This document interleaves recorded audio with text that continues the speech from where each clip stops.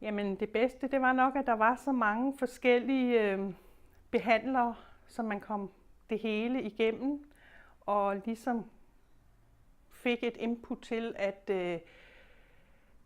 der var noget, man selv også havde brug for. Man kunne kende sig selv i nogle af de cases og det, der blev forklaret. Jamen, jeg har lært, at jeg desværre også havde brug for noget behandling.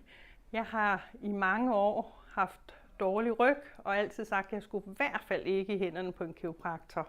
Okay. Men efter slidgigtdagen, der tænkte jeg, at jeg må hellere prøve det. Og det har været godt.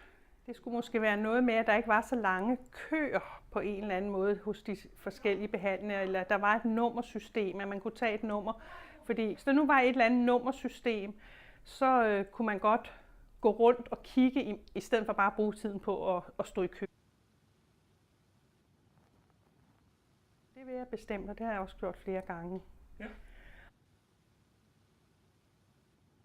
De fleste kommer måske på grund af en dårlig ryg, eller en hovedpine eller noget.